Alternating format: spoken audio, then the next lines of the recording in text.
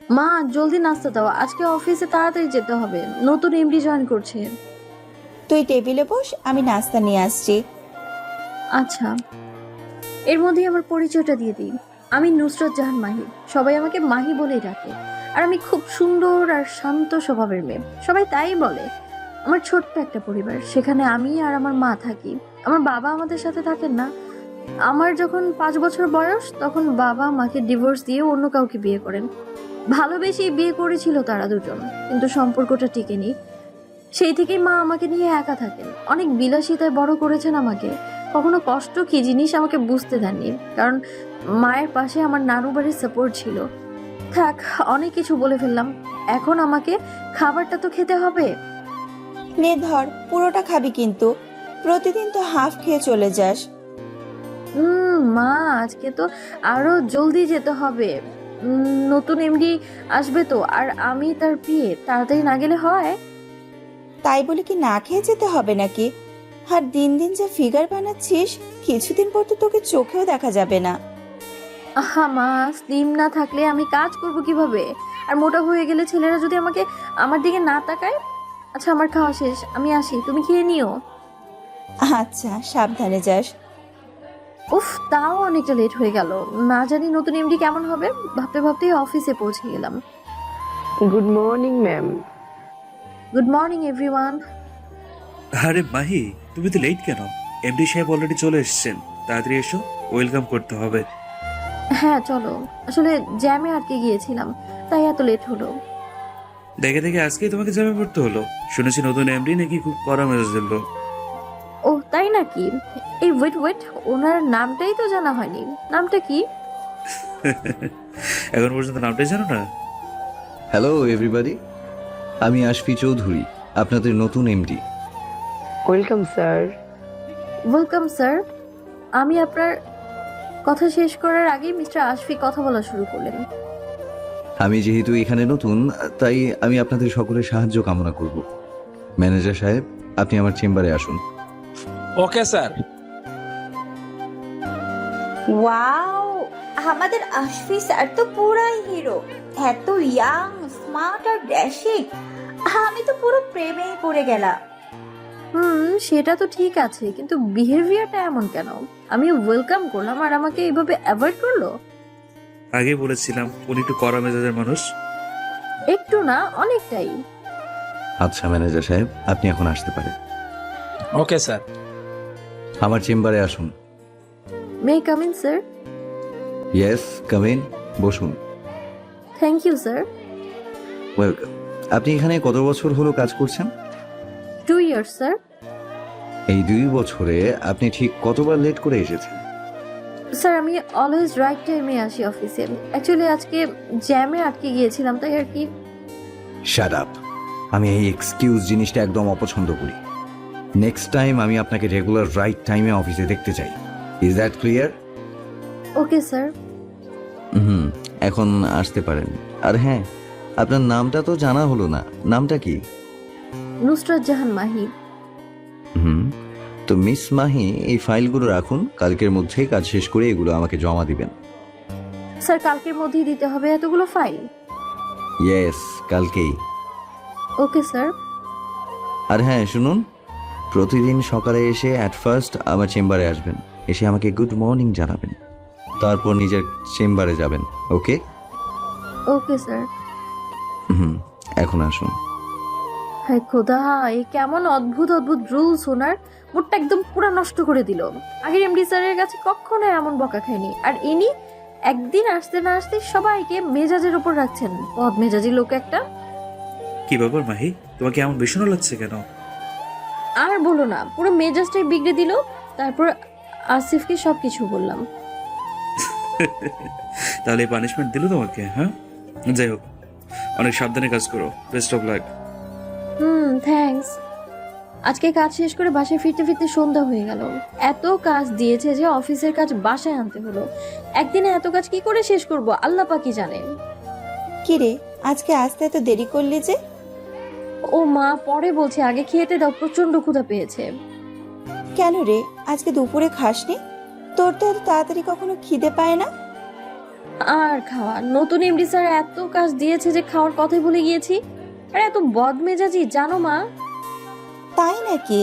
তাহলে সাবধানে কাজ করিস। আর তুই কখনো মাথা গরম করবি না, বুঝলি? যা ফ্রেশ হয়ে আয়, আমি তোকে খাবার দিচ্ছি। যাচ্ছি। তারপর খাওয়া দাওয়া শেষ করে অফিসের কাজ নিয়ে বসলাম। কাজ করতে করতে রাত 11:30 বেজে গেল। হঠাৎ আননোন নাম্বার থেকে একটা মেসেজ আসলো। মেসেজে লেখা ছিল, বেশি রাত জেগে কাজ করা ভালো না, তাড়াতাড়ি ঘুমিয়ে পড়ো। আমি সাথে সাথে সেই নাম্বারে ফোন করলাম, কিন্তু ফোন রিসিভ হলো না। তারপর কাজ শেষ করতে করতে রাত 12:30 বেজে গেল। কাজ শেষ করে আমি ঘুমিয়ে পড়লাম। খুব সকাল সকাল ঘুম ভাঙলো মায়ের ডাকে। উঠে জলদি নাস্তা করে অফিসের উদ্দেশ্যে বেরিয়ে পড়লাম। অফিসে ঢুকেই শুনি সবার মুখে একই টপিক, স্যার কত সুন্দর, কত লম্বা, কি সুন্দর চোখ।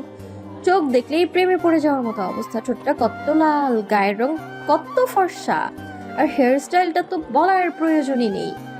সবার ভেতর আমি বলে উঠলাম, একটু বেশি বেশি হয়ে যাচ্ছে না? মাহি, বিশ্বাস করো, আমি বাস্তবে এত সুন্দর ছেলে কখনো দেখিনি। হ্যাঁ তো এখন দেখো। আচ্ছা, ছেলে মানুষ যদি মেয়েদের মতো এত সুন্দর হয়, তাহলে মেয়ে মানুষের সুন্দর হওয়ার কোনো প্রয়োজন আছে বলো? ম্যাম, আশফি স্যার আপনাকে ডাকছেন। হ্যাঁ যাও, আসছি। আসতে না আসতেই ডাক পড়ে গেছে, অসহ্য। আসবো স্যার। আসুন। আপনাকে কাল আমি কি বলেছিলাম? কাল আমাকে কি বলেছেন স্যার? ও হ্যাঁ, মনে পড়েছে। Good morning sir. Sorry sir, একদম ভুলে গিয়েছিলাম। আমি কাজগুলো শেষ করেছি, এই যে স্যার। আপনার সাহস হয় কি করে আমার কথা অমান্য করার? আপনার কথা ছিল অফিসে এসে সবার আগে আমাকে মর্নিং জানানো। সেটা না করে আপনি স্টাফদের সাথে গল্প করতে দাঁড়িয়ে গেছেন। আর হবে না স্যার, আমার সত্যি অনেক বড় ভুল হয়ে গেছে। আপনি আমার চোখের সামনে থেকে সরে যান। যান বলছি। মন খারাপ করে বাইরে চলে আসলাম, নিজের চেম্বারে চলে গেলাম। সকাল থেকে মনটা খারাপ হয়ে গেল। বসতে না বসতেই ফোন আসলো। হ্যালো, নুসরত মাহি বলছি। ওকে স্যার, আশফি স্যার ফোন করেছেন, চেম্বারে যেতে বলছেন। ও গড, এই তো আসলাম, এক্ষুনি আবার ডাক পড়লো। দরজা নক করেই ভেতরে আসতে বললেন। ভেতরে ঢুকলাম। মিস মাহি, আমার জন্য এক কাপ চা আনো। হোয়াট? আমি চা বানাবো? চা আনার জন্য তো... Oh, just shut up. You are my personal assistant. So আমি অফিসে থাকাকালীন আমার সব রকম ব্যক্তিগত বিষয় আপনাকেই দেখতে হবে। আর যদি সেটা না করতে পারেন, তাহলে রেজিগনেশন লেটার দিতে পারেন। নো স্যার, আমি এক্ষুনি বানিয়ে আনছি। স্যারকে চা বানিয়ে দিয়ে আমি চলে আসলাম আমার চেম্বারে। মনটা খুব খারাপ হয়ে গেল। তারপরও অনেক কষ্টে কাজে মন দিলাম। কাজ করার সময় চুলগুলো বারবার সামনে আসছিল, তাই চুলগুলো যখন বাঁধতে গেলাম তখন খেয়াল করলাম স্যার আমার দিকে এক দৃষ্টিতে তাকিয়ে আছে। আমি দেখার সাথে সাথে উনি চোখ ফিরিয়ে নিলেন। স্যার আর আমার চেম্বারটা একদম সামনাসামনি, মানে স্যার আমাকে দেখতে পান আর আমিও স্যারকে দেখতে পাই। কিন্তু এই 2 দিনেই আমার কাজের মুডটা নষ্ট হয়ে গিয়েছে শুধুমাত্র ওনার বিহেভিয়ারের জন্য। এত খিটখিটে মেজাজের মানুষ হতে পারে কিভাবে? আজব। যাই হোক, আমাকে আমার কাজে যেভাবেই হোক মনোযোগী হতে হবে, না হলে আমার চাকরিটাই যে যাবে। আর এই বাজারে ভালো স্যালারির চাকরি পাওয়া সো টাফ, তাই আমাকে খুব ধৈর্য রাখতে হবে। ও কি কোনোভাবে বুঝতে পারলো নাকি কিছু? না, কিছুই বুঝতে পারিনি। বুঝলে রিয়াকশনটা অন্যরকম হতো। যাই হোক, এত তাড়াতাড়ি বুঝতে দিলে চলবে না। মহারানী ঠোঁটের নিচের তিলটা আগের থেকে আরো বেশি কালো হয়ে গেছে, যার জন্য ওর সৌন্দর্যটা আরো বেশি বেড়ে গেছে। আর ফেসটা সেই আগের মতো পিছিয়ে আছে। মহারানী এখন পুরোপুরি কাজে ধ্যান দিয়েছেন, এর জন্য কোনো দিকে তাকাতাকি নেই। তাই তিনি দেখতেও পাচ্ছেন না কেউ তার দিকে এক দৃষ্টিতে তাকিয়ে আছে। ভালো, যত পারো কাজে মনোযোগী হও, কিন্তু এরপর থেকে যে এর থেকে বেশি মনোযোগ আমাকে দিতে হবে বাবু। কি মাহি, আজকে খবর কি? এরকম একজন হিরো স্যার এর প্রিয় হয়ে সময় কেমন যাচ্ছে? হ্যাঁ, তোমার কি গল্প শোনার ইচ্ছে হয়েছে? ডিয়ার, খুব। তাহলে গল্পের শিরোনামটাই শোনো, পার্সোনাল অ্যাসিস্ট্যান্ট থেকে পার্সোনাল চাকরানি। কি সুন্দর না? উফ, তুমিও না। যাই হোক, শিরোনামটাই জোর ছিল। হ্যাঁ, খুব ভাবছি আজকে এফবিতে পোস্ট দিব। দুজনের হাসাহাসিতে মাহি একবারও খেয়াল করলো না কেউ তার দিকে আগুন দৃষ্টিতে তাকিয়ে আছে। সেটা আর কেউ না, মিস্টার আশফি চৌধুরী। আমার চেম্বারে আসুন। এত হাসাহাসি, এত হাসি আসে কোথা থেকে তোমার? আজকে আমি সেটাই দেখব। আমার সামনে ছাড়া যাতে তুমি অন্য কোনো ছেলের সামনে না হাসতে পারো তার ব্যবস্থাই করব। দেখেছো কতটুকু সময় হয়েছে ওনার চেম্বার থেকে আসলাম, আবার সাথে সাথে ফোন। উফ, যাও যাও, দেখো আবার কি করতে বলে। এই লোকটার সামনে গেলে আমার হার্টবিট 14 গুণ বেড়ে যায়। এত ভয় পেলে কিভাবে কাজ করবো ওনার সাথে বুঝতেই পারছি না। ভাবতে ভাবতেই চলে আসলাম ওনার চেম্বারে। জি স্যার বলুন। হ্যাঁ বসুন, এই ফাইলগুলো ধরুন। এগুলোতে কিছু ফল্ট আছে যেগুলো এক্ষুনি কারেকশন করে দিতে হবে আমাকে। স্যার এক্ষুনি এতগুলো ফাইল কিভাবে কারেকশন করে দিব? কিভাবে করে দিবেন সেটা তো আমার জানার কথা না। করে দিতে বলেছি, করে দিবেন, ব্যাস। ঠিক আছে স্যার, আসি। আসি মানে? আমি এখানে বসে করতে বলেছি। কিন্তু স্যার আমি আমার চেম্বার ছেড়ে এখানে কেন বসবো? আর তাছাড়া আপনার কাজে ব্যাঘাত ঘটতে পারে। তাই তো, এটা তো একটু অন্যরকম দেখায়। দেখাক, তাতে কি? সেটা আপনাকে ভাবতে হবে না। আর যত কাজ ফাঁকি দেওয়ার চিন্তা, তাই না? আমার সামনে বসে তো আর ফাঁকি দিতে পারবেন না। স্যার আমি মোটেও, বলতে গিয়ে চুপ হয়ে গেলাম ওনার আগুন দৃষ্টি দেখে। মনে হচ্ছে চোখ দিয়েই গিলে ফেলবে। আমি চুপচাপ কাজ শুরু করলাম। আমি জানি তুমি ফাঁকিবাজ না, শুধুমাত্র আমার চোখের সামনে তোমাকে রাখার জন্য এই ব্যবস্থা। অলরেডি 30 মিনিটস পার হয়ে গেছে, এটা কাজ করেই চলেছে, একটা বারো চোখ তুলছে না। উফ, এতটা বোরিং কবে থেকে হলো মেয়েটা? কথা বলার মতো কোনো কিছু খুঁজেও পাচ্ছি না। ওহ গড, এতটা কেয়ারলেস কি করে হতে পারে ও? কাজ করতে করতে গলার কাছ থেকে ওড়নাটা বেশ কিছুটা নিচে পড়ে গেছে, আর তাতে ওর গলার বেশ খানিকটা নিচে আর বুকের বেশ খানিকটা উপরে মানে মানে মাঝ বরাবর লাল তিলটা দেখা যাচ্ছে। এভাবে কি মেয়েটা কাজ করে নাকি সবার সামনে? আশ্চর্য, শুধু ফেসটাই বিচ্ছি না, পুরো মানুষটাই এখনো বিচ্ছি হয়ে আছে। এখন ওকে আমি কিভাবে বলবো? হঠাৎ হাতের কাছে পেপার ওয়েটটা পেলাম, ওটাই টেবিলের উপর ঠাস করে ফেললাম। তাতেই ও চমকে গিয়ে কলমটা ওর হাত থেকে পড়ে গেল। তখন ও আমার দিকে তাকালো, আর আমি ওর চোখের দিকে তাকালাম একবার, আর ওর ওনার দিকে তাকালাম। ও আমার তাকানোর ভাবেই বুঝতে পারলো আমি কি বোঝাতে চেয়েছি। ও খুব দ্রুত ওনাটা ঠিক করলো। তার খুব লজ্জা পেয়েছে সেটাও বোঝা গেল। কাজ করতে করতে লাঞ্চের সময় হয়ে গেছে, তখন ওকে কাজ থামাতে বললাম, মিস মাহি আমার খাবারটা বেড়ে দিন। ওনার কথায় আমি শুধু অবাকই হচ্ছি, কিছু করার নেই, করতেই হবে। কিন্তু আমি এই প্রথম কাউকে খাবার বেড়ে দিব। খুব ভয় করছে যে ডেঞ্জারাস ম্যান, তাতে একটু ভুল হলেই তো কত বকা দিবে। ভাবতে ভাবতে খাবার বাড়া শুরু করে দিলাম। কিভাবে খাবার বাড়ছেন মহারানী? তাতে মনে হচ্ছে জীবনের প্রথম কাউকে খাবার বেড়ে খাওয়াচ্ছেন। গ্লাসে পানি ঢালতে গিয়ে মনে হচ্ছে পানিটুকু আমার গায়েই ফেলবে। বলতে বলতে, ও শিট, এটা কি করলে? বলতে গিয়ে চুপ হয়ে গেলাম ওর মুখটা দেখে। ভয়ে একদম চোখ বন্ধ করে আছে। কিছুটা হাসি পেয়ে গেল, তাও রাগী মুডেই বললাম, পরিষ্কার করে দাও। জি স্যার, তোতলা ভাবে বললাম। শার্টটা পরিষ্কার করার সময় স্যারের অনেক কাছে চলে আসলাম, আর স্যার আমার দিকে এক দৃষ্টিতে তাকিয়ে আছে। এই লোকটা এভাবে তাকিয়ে কি দেখে কে জানে। কাজ করার সময় বুঝতে পারছিলাম উনি আমার দিকে একভাবে তাকিয়ে আছেন। ও আমার অনেক কাছে চলে এসেছে, অনেক কাছ থেকে দেখছি ওকে। ইচ্ছে করছে না, থাক, এখন ইচ্ছে করলেও কিচ্ছু করা যাবে না। তারপর দুজনে একসাথে লাঞ্চ শেষ করলাম। ওকে করতে বাধ্য করেছিলাম, কাজ করতে করতে ছুটির সময় হয়ে গেছে। ওকে বললাম আমার স্যুটটা পরিয়ে দিতে। ও আরো একবার অবাক হলো। শেষ পর্যন্ত এটাও? এখন তো মনে হচ্ছে আমি ওনার প্রাইভেট অ্যাসিস্ট্যান্ট না, প্রাইভেট বউ। উফ, আমার তো ডাউট হচ্ছে একজন পিএর ডিউটির মধ্যে আদৌ কি এমন ধরনের কাজ পড়ে। আমি তার কাছে গিয়ে স্যুটটা পরিয়ে দিলাম। তো বাকি যে কাজগুলো আছে সেগুলো কাল আমাকে কমপ্লিট করে দেবেন, এখন আসতে পারেন। বেরিয়ে আসলাম। উফ, সারাটা দিন এই গন্ডারটার সামনে বসে কাজ করতে করতে ক্লান্ত আমি। তারপর অফিস থেকে বেরিয়ে পড়লাম। সামনে গিয়ে ট্যাক্সি বা সিএনজি ধরতে হবে, তাই হাঁটতে শুরু করলাম। কিছু দূর যেতেই মনে হলো কেউ আমার পেছন পেছন আসছে। পেছনে ঘুরে তাকালাম, কিন্তু কাউকেই দেখতে পেলাম না। মনের ভুল ভেবে সামনে একটা ট্যাক্সি পেয়ে গেলাম। বাসায় পৌঁছানোর পর ফ্রেশ হয়ে হালকা নাস্তা করে বিছানায় গিয়ে একটু গা এলিয়ে দিলাম। তারপর মা রুমে এসে আমার উপর চিৎকার করে উঠলো। কিরে, তুই কি দিন দিন নাস্তিক হয়ে যাচ্ছিস? আজ 2 দিন ধরে দেখছি এক ওয়াক্ত নামাজ কালাম পড়ছিস না, ব্যাপারটা কি?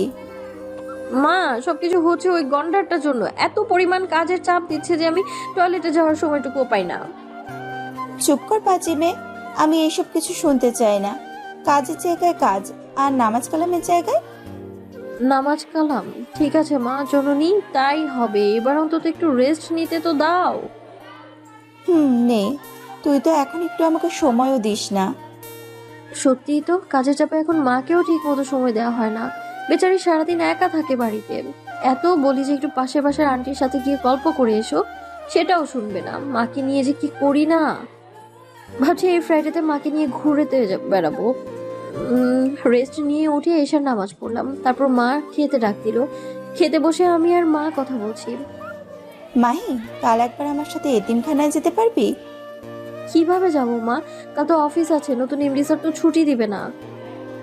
ও আচ্ছা ঠিক আছে, তাহলে আমি একাই যাব। আমি যেতে পারতাম, কিন্তু ইচ্ছে করেই না বললাম, কারণ আমি জানি মা কেন যাবে।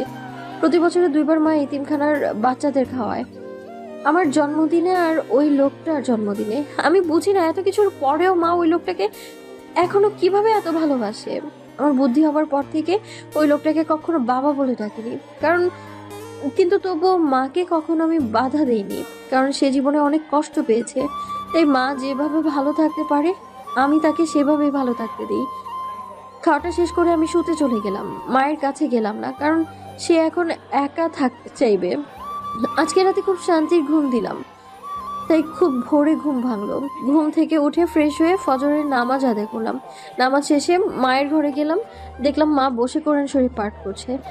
আমি বসে শুনছিলাম। পাঠ শেষ হলে মায়ের সাথে বসে কিছুক্ষণ গল্প করলাম। তারপর মা নাস্তা রেডি করলো, আর আমি নাস্তা শেষ করে অফিসে চলে আসলাম। আর মা দুপুরে এতিমখানায় যাবে বাচ্চাদের খাওয়াতে। ভাবছি বুলডগটা আজকে আর কি কি করাবে আমাকে দিয়ে। তারপর চলে গেলাম চেম্বারে। Good morning sir.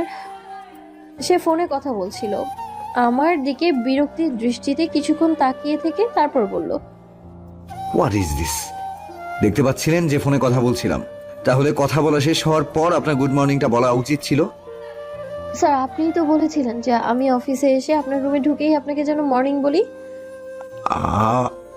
রাগে কিছু বলতে গিয়ে থেমে গেলেন। আজব, যান এখান থেকে। Okay sir. দাঁড়ান, বসুন। এখানে অফিসের কিছু রুলস রয়েছে যেটা কাল থেকে সবাইকে মেনটেইন করতে হবে, আর সেটা দেখার দায়িত্ব আপনার। আজকে সবাইকে জানিয়ে দিন। Okay sir. ছেলে মেয়ে উভয় স্টাফকে ব্ল্যাক আর হোয়াইট প্যান্ট শার্ট পরতে হবে? ইয়েস, সবাইকেই। অবশ্য কিছু আনকালচার্ড থাকতে পারে, তাদের জন্য অনেকটা কষ্টকর হতে পারে, কিন্তু তাও সবাইকে এগুলোই পড়তে হবে।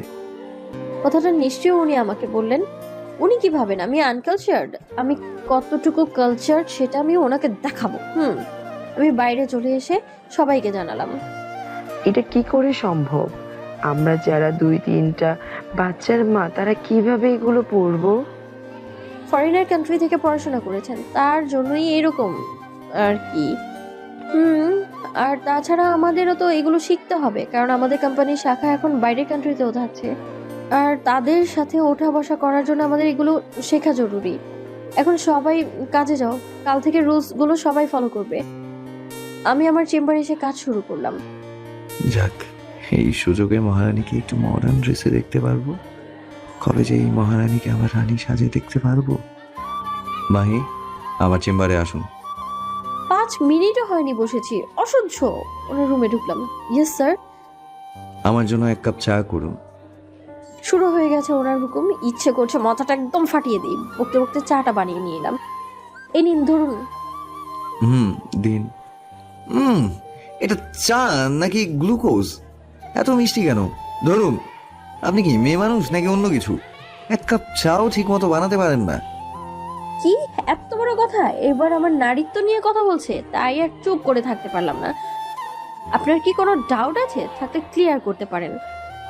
কথাগুলো বলেই জিহ্বা কামড়ে ধরলাম। হায় হায়, এটা কি বললাম আমি?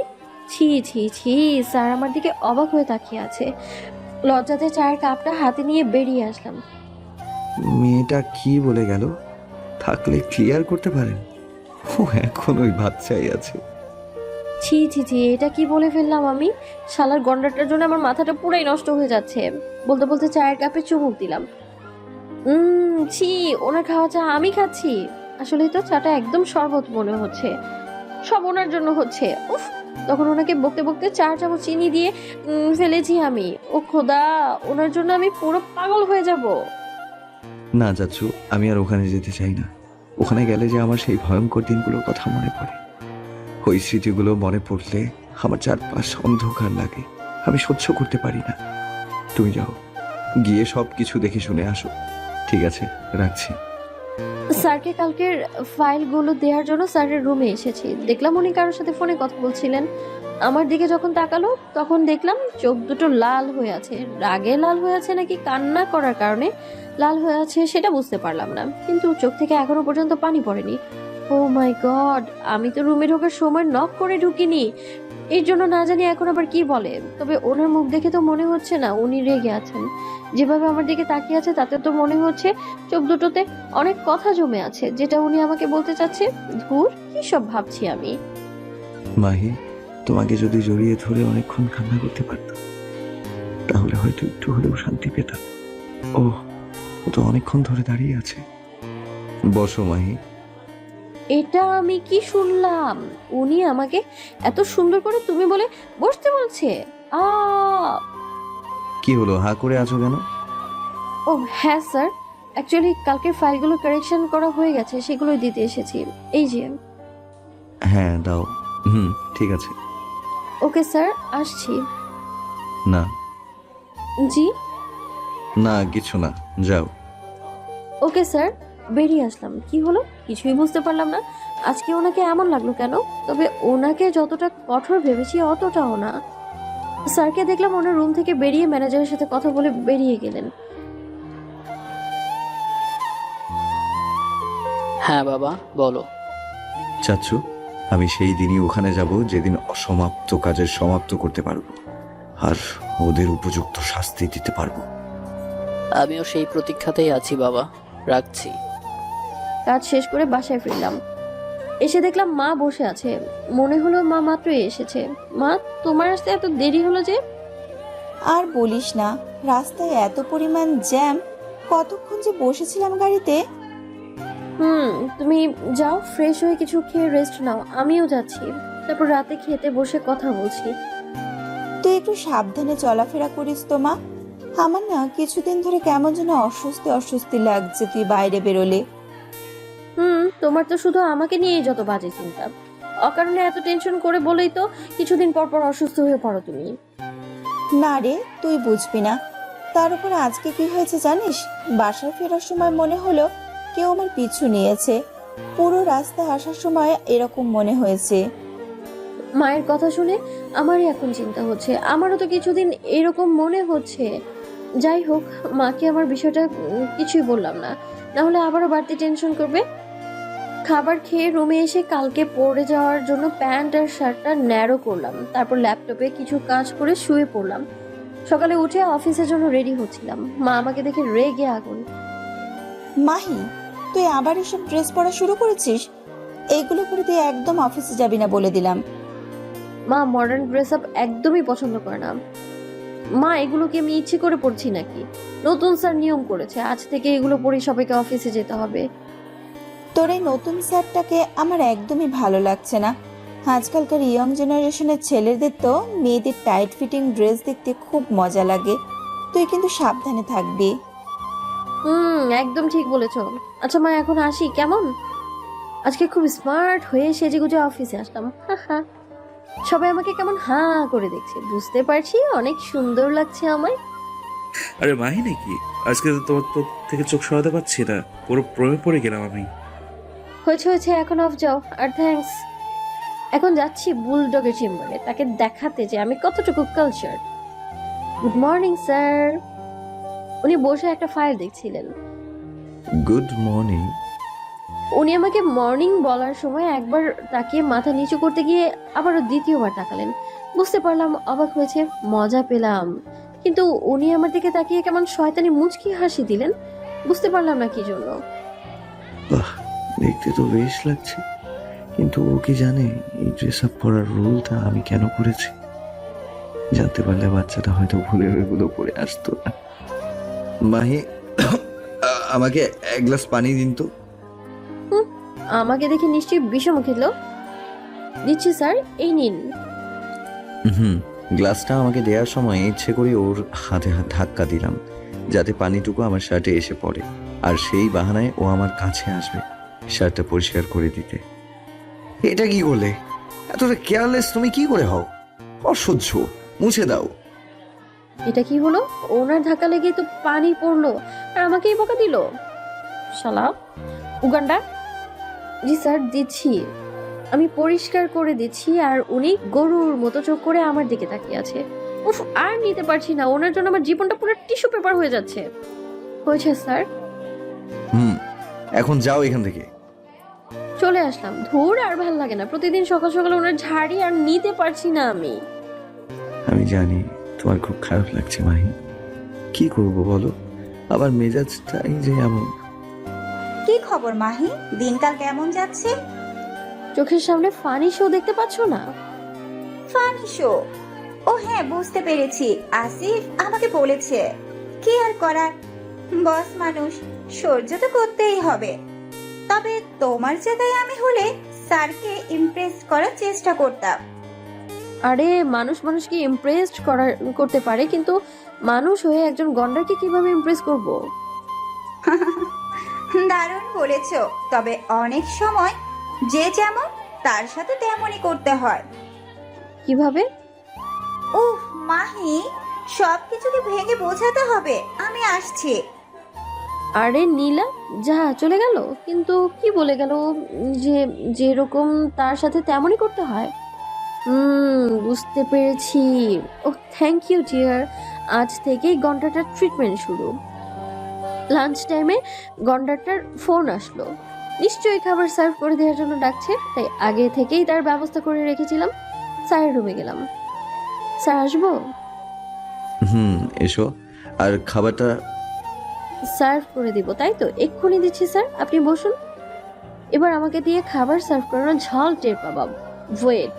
প্রত্যেকটা আইটেমে এত পরিমাণ ঝাল দিয়েছি যে সারাদিন পানি খেলেও কাজ হবে না। নিন স্যার, শুরু করুন। অদ্ভুত, আজকে বলার আগেই করা শুরু করে দিল। তাহলে বাচ্চাটার অভ্যাস হয়ে যাচ্ছে। গুড। তুমিও বসো আমার সাথে। না না, আমি খাবো না। রাখি চোখে তাকালো আমার দিকে। আসলে মা খাবার দিয়ে দিয়েছে তো, ওগুলো না খেলে মা বকবে। আপনি খান না। বাচ্চা মানুষ তো, তাই না খেলে মা বকবে? ঢং। ঠিক আছে ঠিক আছে, যান। ও গড, বড় বাঁচা বেঁচে গেছি। চলে আসলাম চেম্বারে। এখন শুধু দেখার অপেক্ষা আছি ঝালে বুলডগটা কিভাবে ডান্স দেয়। উফ, তরকারিটা এত পরিমাণ ঝাল হয়েছে যে মুখ পুরো জ্বলে শেষ হয়ে যাচ্ছে। এটা আর খাওয়া যাবে না, অন্যগুলো খাই। আর সহ্য করতে পারছি না। প্রত্যেকটা আইটেম এত এত ঝাল। আজ বাড়ি গিয়ে শেফের কপালে দুঃখ আছে। মা গো, মরে যাব, পানি খেয়েও কোনো কাজ হচ্ছে না। উঠে দাঁড়িয়ে পেছনের গ্লাসে হাত দিয়ে মাথা ঠেকিয়ে দাঁড়ালাম। গ্লাসে মাহিকে দেখা যাচ্ছে, কিন্তু মাহি আমার দিকে তাকিয়ে এভাবে হাসছে কেন? আমি সামনে ঘুরে তাকালাম। ও সাথে সাথে ও চোখ ফিরিয়ে নিল। তার মানে ওই কি? আমার আর বুঝতে বাকি রইল না। মাহি, তুমি কল্পনাও করতে পারবে না এখন তোমার কি অবস্থা হবে। আমি ওকে ফোন করে আসতে বললাম। ও ভেতরে আসলো। হ্যাঁ স্যার, বলুন। খাবারগুলো সরাও। কেন স্যার, আপনি খাবেন না? জি স্যার, এক্ষুনি সরাচ্ছি। ঝালে নাক, মুখ, চোখ সব লাল হয়ে আছে। বেশ হয়েছে একদম। ও যখন খাবার সরাচ্ছিল আমি তখন ওর হাত ধরে টান দিয়ে গ্লাসের সাথে মিশিয়ে ওর কোমরটা চেপে ধরলাম। ও কিছু বলার আগেই ওর ঠোঁটে আমার ঠোঁট চেপে ধরলাম। যতক্ষণ পর্যন্ত আমার ঝাল না কমছিল ততক্ষণ পর্যন্ত ওকে কিস করে যাচ্ছিলাম। ও আমাকে ছাড়ানোর চেষ্টা করছে, কিন্তু পারছে না। এইভাবে কতক্ষণ করছিলাম জানি না। অনেকক্ষণ পর যখন ঝাল কমলো তখন ওকে ছেড়ে দিলাম। ও পুরো রোবট হয়ে দাঁড়িয়ে আছে। আমি চেয়ারে এসে বসলাম। পানি খেতে গিয়ে থেমে গেলাম। ভাবলাম এখন ঠোঁটে ওর ছোঁয়া আছে, তাই আর খেলাম না। ওর দিকে তাকালাম। ওকে দেখে খুব হাসি পাচ্ছে। বুঝলাম অনেক বড় শখ খেয়েছে। ও এখনো রোবট হয়ে দাঁড়িয়ে আছে। বেচারি আমাকে জব্দ করতে গিয়ে নিজেই কুপোকাত। আমি উঠে ওর সামনে দাঁড়ালাম, ওকে বললাম, এরপর থেকে যেন ঝালটা আরো বেশি হয়। ও আমার দিকে চোখ বড় বড় করে অবাক হয়ে তাকাল। কি কথাটা মনে থাকবে তো? কারণ ঝালের পরিমাণটা বেশি হলে কিসটাও অনেকক্ষণ ধরে করতে পারবো। কথাটা ওর কানের কাছে মুখ নিয়ে আস্তে করে বললাম। আমি আর এক মুহূর্ত দাঁড়িয়ে থাকতে পারলাম না, দৌড়ে নিজের চেম্বারে চলে আসলাম। ইস, বাচ্চাটা খুব লজ্জা পেয়েছে। এটা তো মাত্র শুরু, রিয়া। এরপর থেকে যে আরো কত কি রোমান্টিক অত্যাচার সহ্য করতে হবে, ইউ হ্যাভ নো আইডিয়া। না, এভাবে আর সহ্য করা যায় না। উনি ওনার লিমিট ক্রস করে ফেলেছে। আজকে আমি চাকরি ছেড়ে দিব। কি ব্যাপার? ও কি রেজিগনেশন লেটার লিখছে? সেরকমই তো মনে হচ্ছে, কিন্তু ওকে তো এখান থেকে যেতে দেয়া যাবে না। কিভাবে ওকে আটকানো যায় বুঝতে পারছি না। আচ্ছা, আগে আসুক। দরজায় নক করলাম। যখনই ওনাকে বলতে যাব তখন উনি বলল, এখনকার সময় যখন তখন ভালো জব পাওয়া খুবই টাফ, তার উপর বছরের মাঝামাঝি সময়। বাই দ্য ওয়ে, তোমার বাসায় তোমার মাকে কি বলবে কি জন্য চাকরিটা ছেড়েছো? সত্যি তো, যে কোম্পানিতে 2 বছর ধরে চাকরি করছি সেটা আজ আমি কেন ছাড়লাম? প্রশ্ন করলে কি বলবো? তখন আর মিথ্যাও তো বলতে পারবো না। চাকরিটা ছাড়লে কোনো প্রবলেম হলো না, প্রবলেম ছিল না, কারণ নানু এমনিতেই আমাদের দায়িত্ব নিতে চায়, কিন্তু মা সেটা চায় না। তাই আমাকে চাকরি করে মাকে নিয়ে আলাদা থাকতে হয়। আর কিছুই করার নেই, চাকরিটা করতেই হবে। ওনাকে কিছু না বলে রুম থেকে বেরিয়ে আসলাম। যাক, তাহলে আটকাতে পারলাম। আরে, কাঁদতে কাঁদতে বাচ্চাটা চোখ মুখ একদম ফুলিয়ে ফেলেছে। ওকে এখন একটু ইজি করতে হলে বাইরে নিয়ে যেতে হবে। আর এমনিতেও বাইরে একটা কাজ আছে, সেখানে যেতে হবে। ওকে সাথে নিয়ে যাব। এখন আমার সত্যি মরে যেতে ইচ্ছে করছে। এরকমটা হবে আমি কখনো কল্পনাও করতে পারিনি। ফোন আসলো, চোখ মুখে মুছে ফোন পিক করলাম। হ্যালো, মাই স্পিকিং। আমার চেম্বারে আসো। কিছু না বলে ফোনটা রেখে দিলাম। তারপর নিজেকে কিছুটা কন্ট্রোল করে ওনার রুমে গেলাম। বাইরে থেকে 2জন ক্লায়েন্ট আসবে, একটা হোটেলে মিট করতে যাব। জরুরি মিটিং আছে, সেখানে তোমাকে আমার সাথে যেতে হবে। হুম। ওখানে একটা ফাইল আছে, ওটা নাও। আর আমাকে স্যুটটা পরিয়ে দাও। এবার পায়ের রক্ত মাথায় উঠে যাচ্ছে, কিন্তু কিছু বলতে পারছি না। রাগে চোখ গরম করে ওনার দিকে তাকিয়ে আছি। কি হলো? কিছু না বলে স্যুটটা পরিয়ে দিলাম, তারপর ওনার সাথে বেরিয়ে পড়লাম। রহিম, তোমাকে এখন ড্রাইভ করতে হবে না, আমি নিজেই করব, তুমি থাকো। আমি সিটে গিয়ে বসলাম। মাহি অন্যমনস্ক হয়ে দাঁড়িয়ে আছে, তাই জোরে হর্ন দিলাম। ও চমকে উঠল।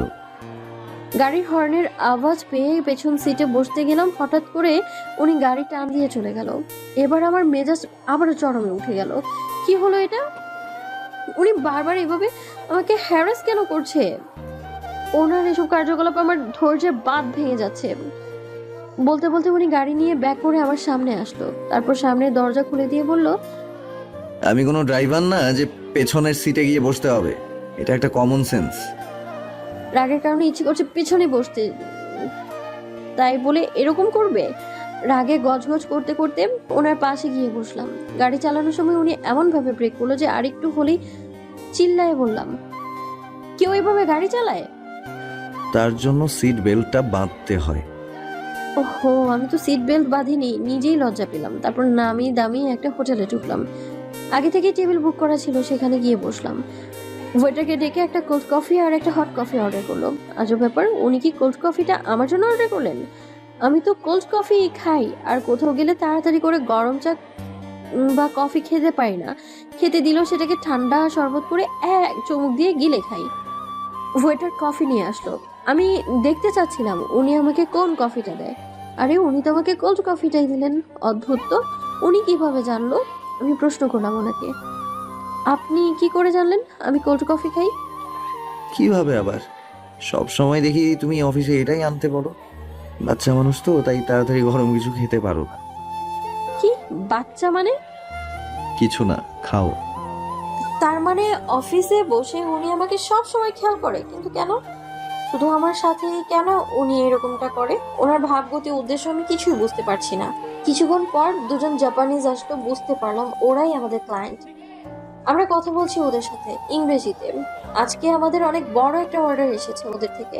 তাই ওরা আমাদের সাথে হ্যান্ডশেক করার জন্য হাত বাড়ালো। আমার দিকে যখন একজন ব্যক্তি হাত বাড়ালো, আমি হাত মেলানোর আগেই উনি তার হাতটা ধরে হ্যান্ডশেক করলো। তারপর আমার দিকে চোখ বড় করে রাগি চোখে তাকালো। আমি জাস্ট অবাক হলাম। ওনারা চলে যাওয়ার পর আমার দিকে উনি এগিয়ে এসে দাঁতে দাঁত চেপে বলল, আমি ছাড়া তুমি অন্য কোনো ছেলেদের হাত ধরবে না, না হলে খুব খারাপ হবে বলে দিলাম। আমি বুঝলাম না উনি কেন আমার সাথে এমন করছে, কেন আমাকে নিয়ে উনি এতটা পজিটিভ হচ্ছেন। আর নিজে যেটা করলো আজ তার জন্য একটাবার সরি পর্যন্ত বললো না, উল্টো আমাকে এসে শাসাচ্ছে। How strange. তারপর সেখান থেকে বেরিয়ে গাড়িতে উঠলাম। গাড়ি চালিয়ে উনি একটা পার্কের সামনে গিয়ে থামলো।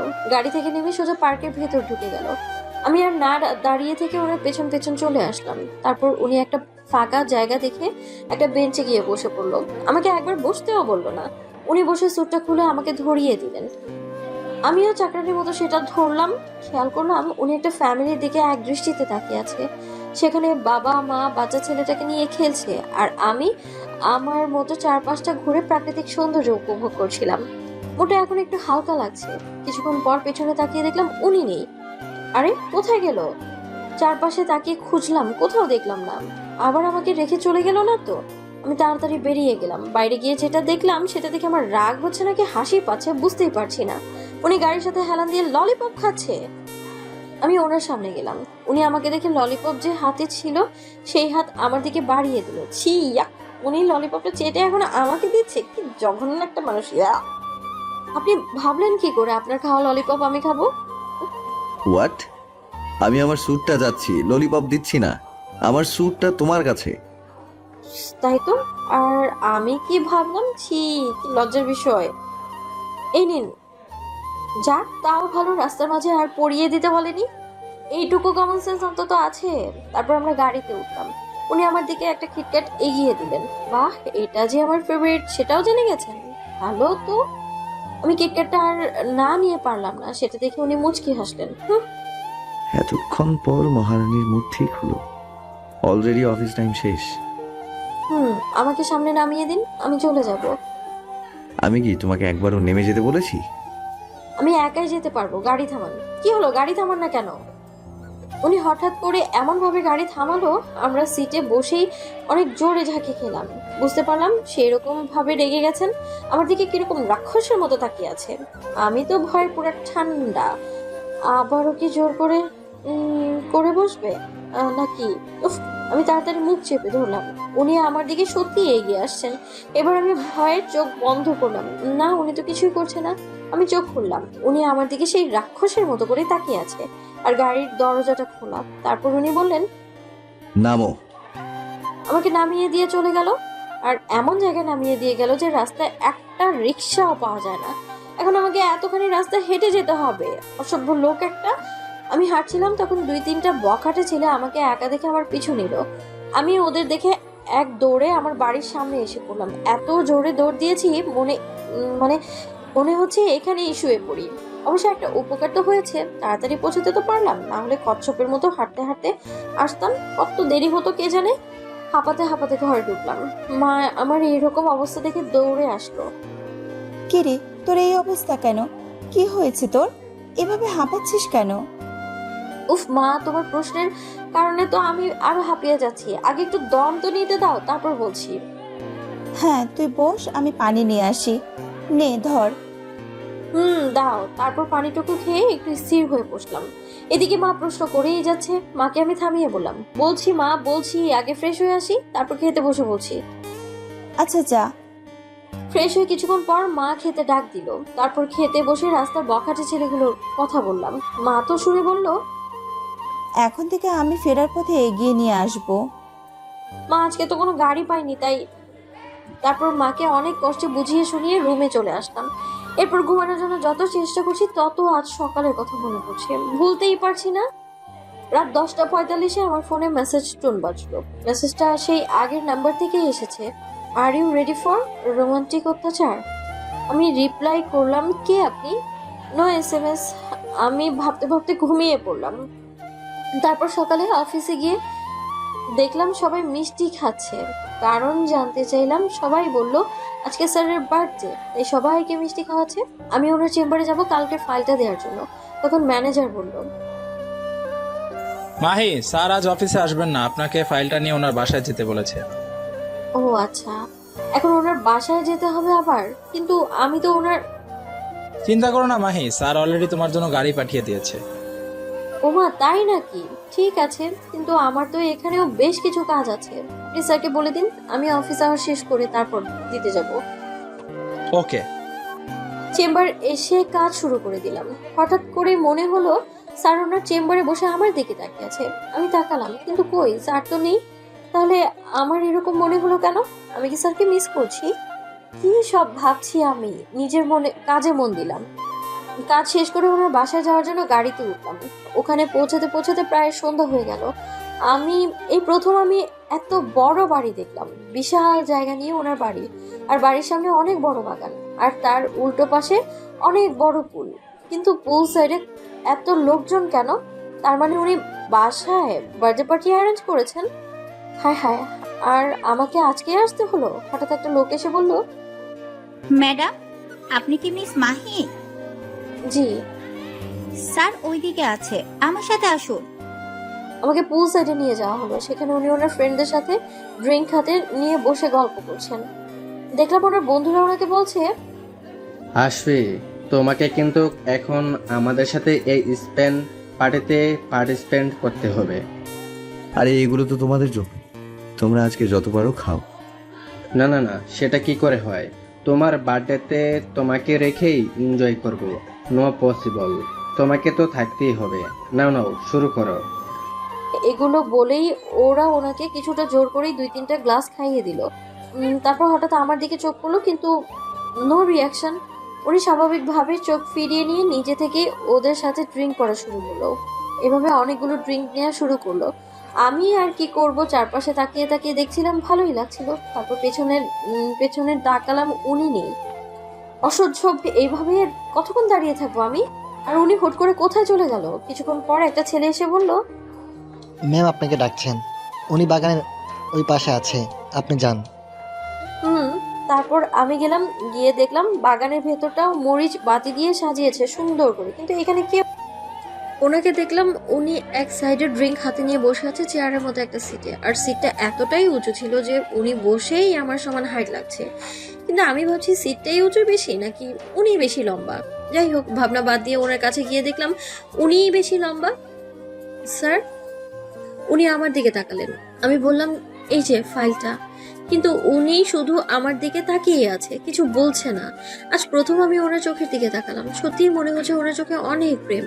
আমি ওনার চোখের অনেক গভীরে হারিয়ে যাচ্ছি। হঠাৎ এক ঝটকায় আমাকে ওনার কাছে টেনে নিয়ে আমার কোমর জড়িয়ে ধরলেন বসা থাকা অবস্থাতেই। তখন আমার ঘোর ভাঙলো। কি করছেন কি আপনি? ছাড়ুন আমাকে স্যার, প্লিজ ছাড়ুন আমায়। স্যার নয়, আশফি, আশফি বলে ডাকো। ওনার মুখ দিয়ে মদের গন্ধ আসছে, আমার আর সহ্য হচ্ছে না। প্লিজ ছাড়ুন আমাকে, নাহলে আমি চিল্লাবো। কিন্তু কথাটা বলার সাথে সাথে উনি আমাকে আরো শক্ত করে ধরলেন। কি চিল্লাবে? চিৎকার করলে এখানে কে আসবে শুনি? আমাকে তো তোমার মানুষ বলে মনে হয় না, তাই না?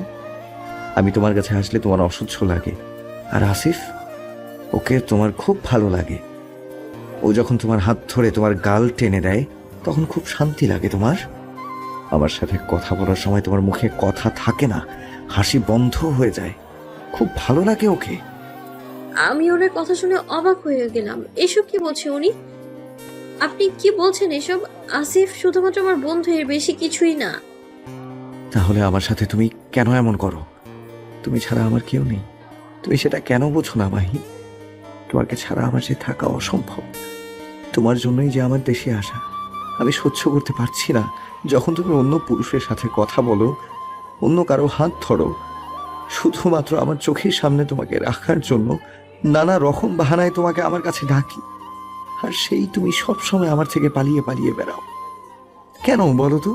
তুমি কি আমার চোখ দেখে একটা বারের জন্য বোঝনি এই চোখে তোমার ভালোবাসা পাওয়ার আকুলতা?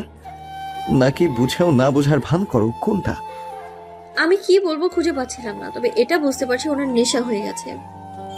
এই মুহূর্তে আমার নিজেরই মাথা কাজ করছে না, ওনাকে কিভাবে কন্ট্রোল করব। হায় খোদা, তুমি আমাকে কেমন পরিস্থিতিতে ফেললে?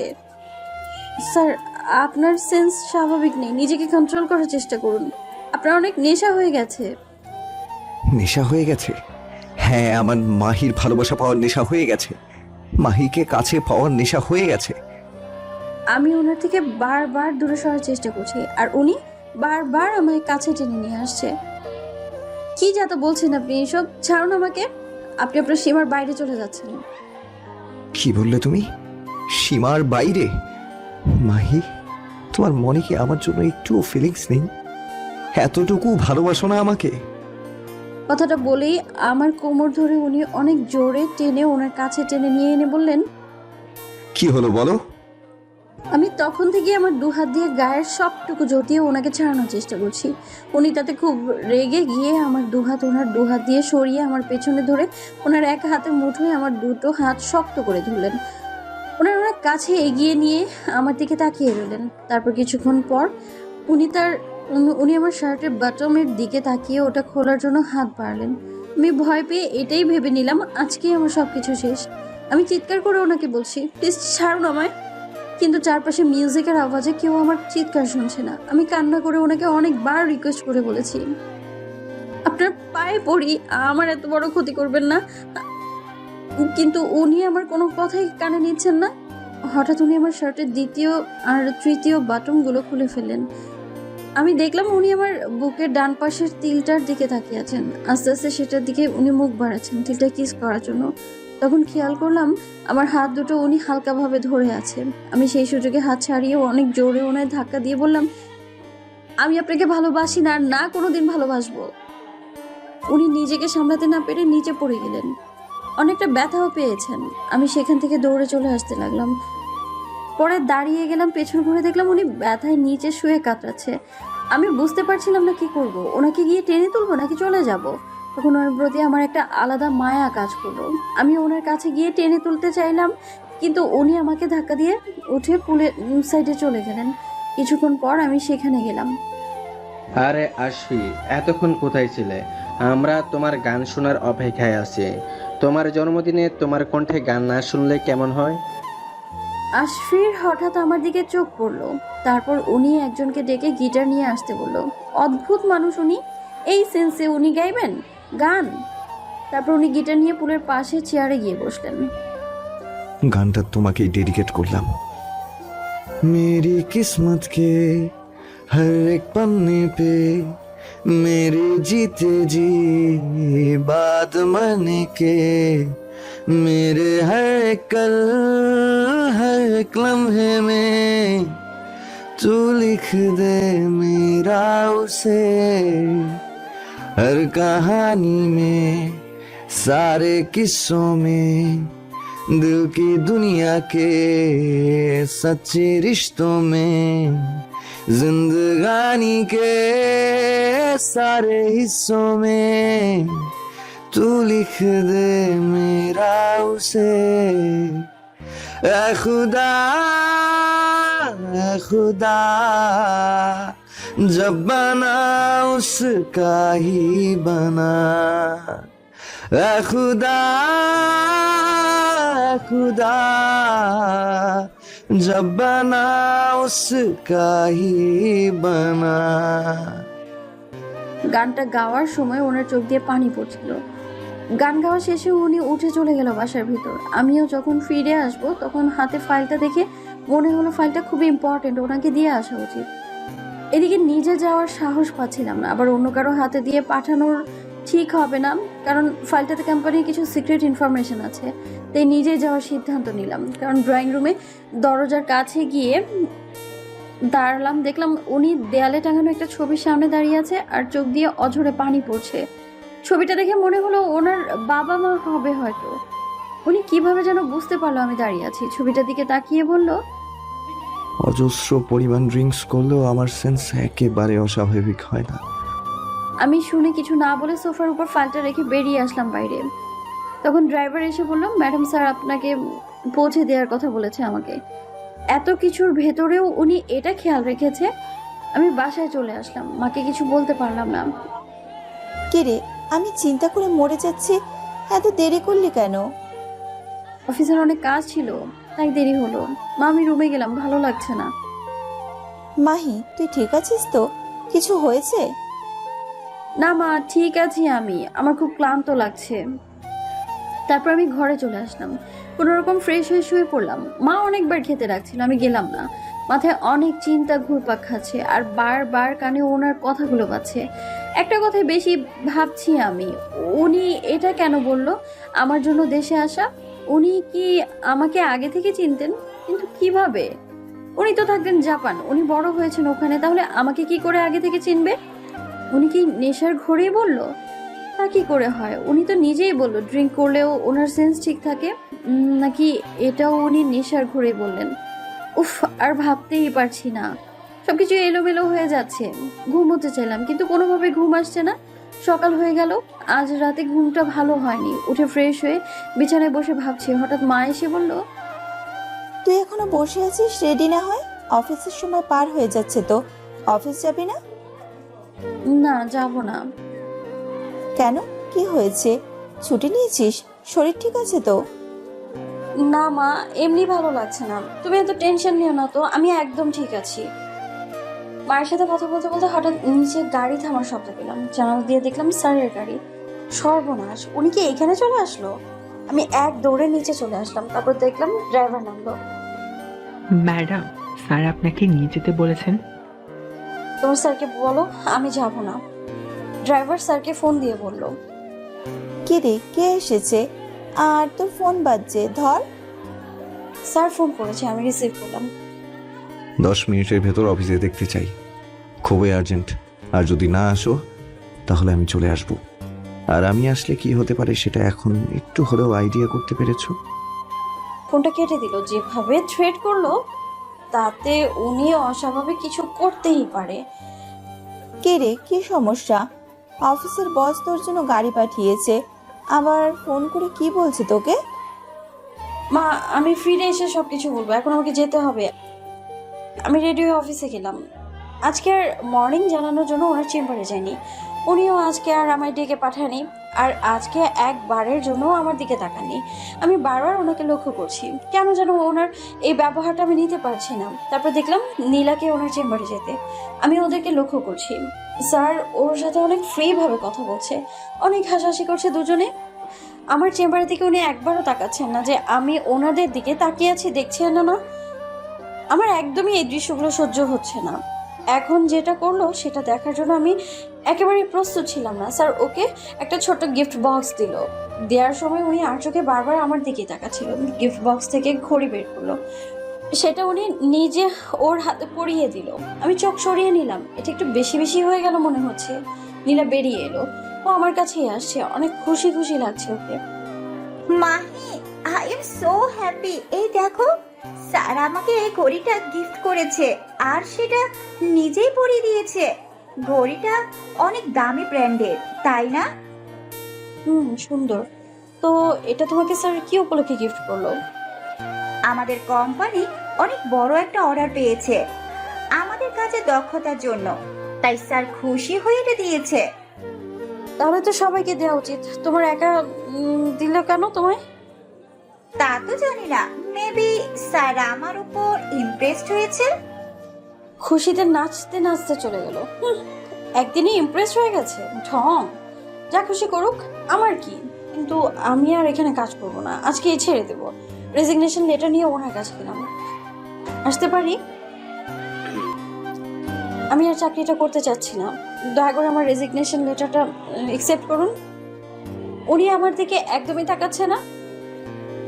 গ্রহণ করব, কিন্তু এখন নয়, সন্ধ্যার পর। কেন সন্ধ্যার পর? কেন? আজকে সন্ধ্যায় আমার বাসায় একটা পার্টির অ্যারেঞ্জমেন্ট করেছি। সেদিনকার ওই জাপানিজ ক্লায়েন্টের সাথে আমাদের অনেক বড় একটা ডিল ফাইনাল হবে, যেটার জন্য আমাদের কোম্পানি দেশে ফার্স্ট পজিশনে থাকবে। আর সেখানে তোমাকে প্রয়োজন হবে। তাই সন্ধ্যার পরেই তোমার লেটারটা গ্রহণ করে তোমাকে এই খান থেকে মুক্ত করে দেব। ওনার মুখে কথাটা এভাবে শুনে বুকের ভেতরটা মোচড় দিয়ে উঠলো। কিন্তু আমার তো খুশি হওয়ার কথা, উনি বা কেন আমাকে এইভাবে কথাটা বললো? তার মানে উনি কি সত্যি? না, এইসব ভালোবাসা বলে কিছুই নেই, এইগুলো আমি বিশ্বাস করি না। কি হলো, চুপ করে আছো কেন? হ্যাঁ, না কিছু না, এমনি। ঠিক আছে। আজকে লাঞ্চের ছুটি দিয়ে দেবো সবাইকে, সন্ধ্যায় চলে এসো। আসছি। আজকে তোমাকে সত্যি মুক্ত করে দেব, আর এখানে আসতে হবে না। আমার এমন ফিলিং হচ্ছে কেন, মনে হচ্ছে কিছু একটা হারিয়ে ফেলছি। যেমনই লাগুক, আমাকে আমার সিদ্ধান্তে অটল থাকতে হবে, দুর্বল হলে চলবে না। আমি আর আজকে কোনো কাজ করতে পারলাম না, কোনোভাবেই সময়টা পার করে দুপুরে বাসায় চলে আসলাম। বাসায় এসে সোজা ঘরে চলে আসলাম।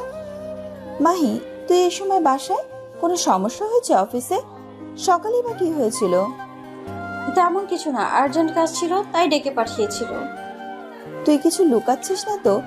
তুই তো আমার কাছে কিছুই লুকাস না, খুলে বল আমাকে কি সমস্যা। আজ 2 দিন দেখছি তুই গভীর চিন্তায় ডুবে থাকিস। সত্যি বলছি, কিছু হয়নি মা।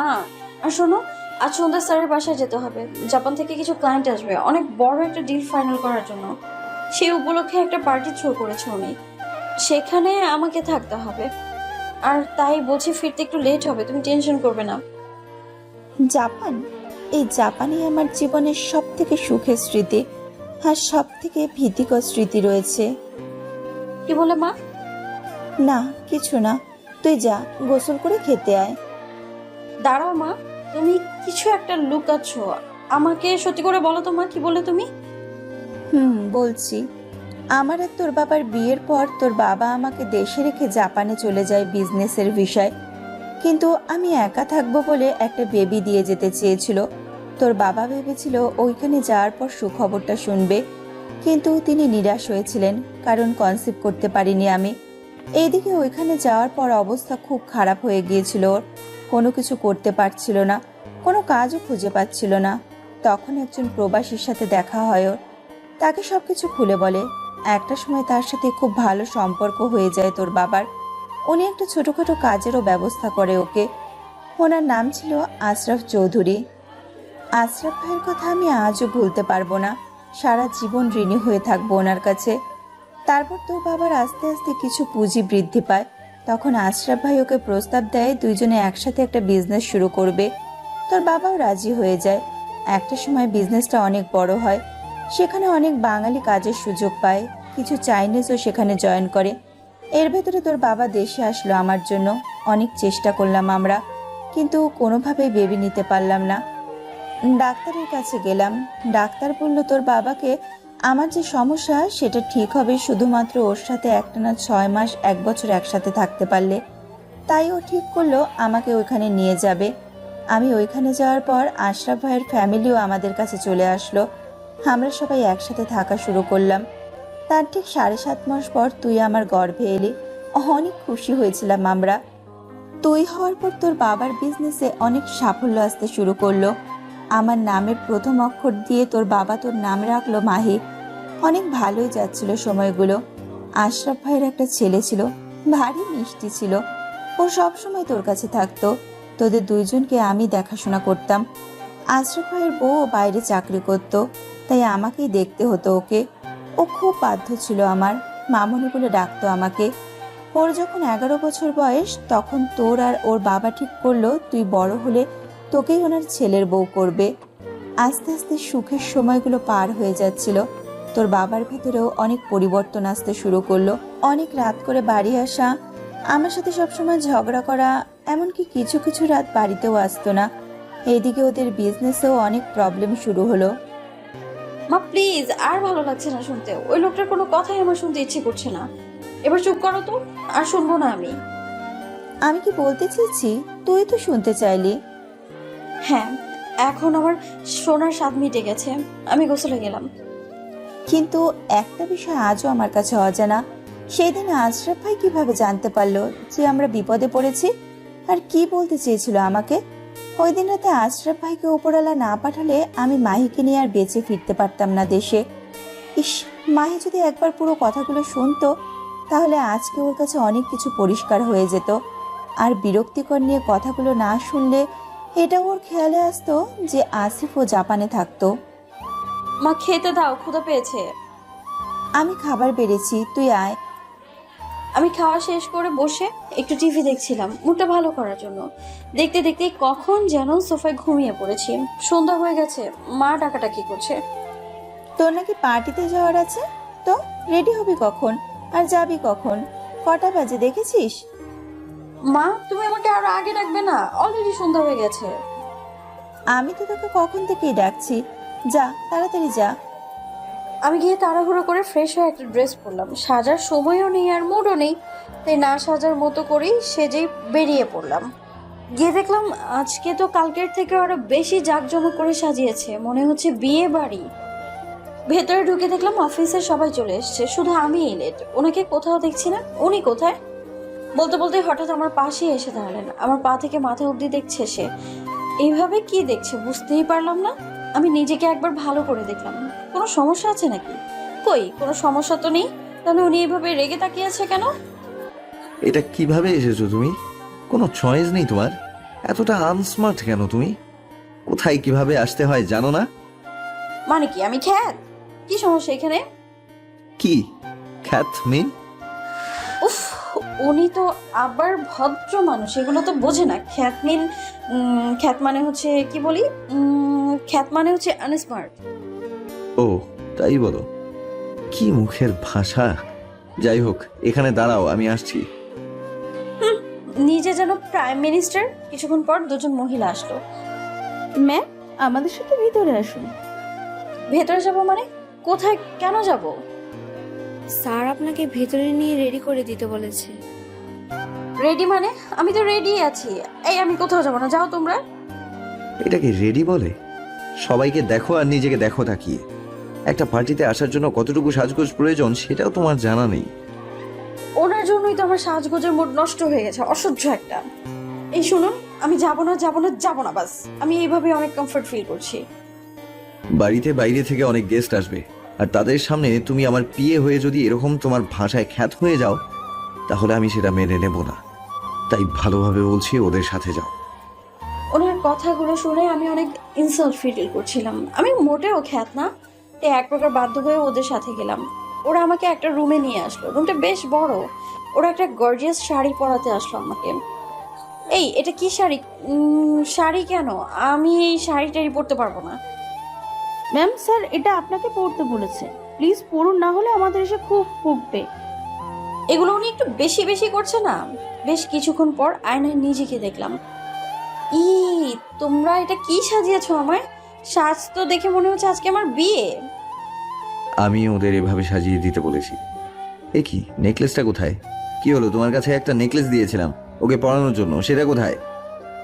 স্যার এই যে এখানেই আছে, আসলে বিছানার উপর ছিল তো খেয়াল করিনি। শাট আপ, যাও এখান থেকে, তোমাদের আর কিচ্ছু করতে হবে না। উনি একটা নেকলেস বের করলো বক্স থেকে। এ কি, এটা তো ডায়মন্ড নেকলেস। এটা কেন উনি আমাকে পরাবে? উনি ওটা নিয়ে আমার কাছে আসছে। আমাকে যখন পড়াতে আসলো আমি পিছু সরে আসলাম। এটা আমি পড়তে পারবো না। কেন পড়াচ্ছেন এটা আমাকে? আচ্ছা, তোমার কি সব বিষয়ে ঝামেলা না করলে হয় না? পড়তে বলেছি, পড়বা ব্যাস, আর কোনো কথা শুনতে চাই না। এটা বলেই ওর হাত ধরে টেনে এনে পরিয়ে দিলাম। এটা পরে ওকে এখন পরিপূর্ণ লাগছে। যাও এখন বাইরে যাও। এটা কি খুব দরকার ছিল? আজব মানুষ আপনি। আমি বাইরে চলে আসলাম। সবাই অনেক ডান্স করছে, আমি ওদের নাচ দেখছি দাঁড়িয়ে। মুড ঠিক থাকলে এতক্ষণ আমিও গিয়ে নাচা শুরু করে দিতাম। উনি আমার পাশে এসে দাঁড়ালো। কি, নাচতে ইচ্ছে করছে? না, আমি চলে আসলাম ওনার কাছ থেকে। উনি সামনে চলে গেল। আরে মাহি, তোমাকে তো অসাধারণ লাগছে, মনে হচ্ছে আজকে বিয়ে করে ফেলি। চুপ করো তো, কি বলছো এসব? সত্যিই বলছি। আচ্ছা, কমপক্ষে একটা সেলফি তো নিতে দাও। আমি হঠাৎ সামনে খেয়াল করলাম উনি আমার দিকে রেগে তাকিয়ে আছে, আর আসিফের দিকে যেভাবে দেখছে তাতে মনে হচ্ছে বেচারাকে আজকে গোরস্থানে পাঠাবে। আমি ভয়ে আসিফকে বললাম, না থাক, কোনো প্রয়োজন নেই, ওইদিকে চলো তো, সবার সাথে গিয়ে কথা বলি। আমি সবার সাথে কথা বলছি, হাসাহাসি করছি। আসিফ আমার পাশেই দাঁড়িয়েছিল। ওনার দিকে চোখ পড়লো, উনি এদিকেই আসছে। ভয়ে তো আমার কলিজার পানিই শুকিয়ে যাচ্ছে। এসে সবার সাথে একটু কুশলাদি বিনিময় করলো। মাহি, আমার সাথে এসো। আমি গেলাম। অনেক হাসাহাসি করেছেন, এবার চলেন আমার সাথে। ওরা চলে এসেছে। তারপর আমরা ওদের সাথে কথা বললাম, তারপর ডিলটা কমপ্লিট করলাম। আমি ওদের সাথে কথা বলছি, উনি চলে গেলেন। অ্যাটেনশন গাইস, আমার এই পার্টিতে আসার জন্য সবাইকে মেনি মেনি থ্যাঙ্কস। আজকের এই পার্টিটা দুটো অনারে দেয়া। একটা তো আপনারা আগে থেকেই জানেন, আর একটা কারণ হলো আজকে আমি আপনাদের সকলের সাথে আমার লাইফ পার্টনারের পরিচয় করিয়ে দেব। ইনফ্যাক্ট তার সাথে আজকে আমার এঙ্গেজমেন্ট।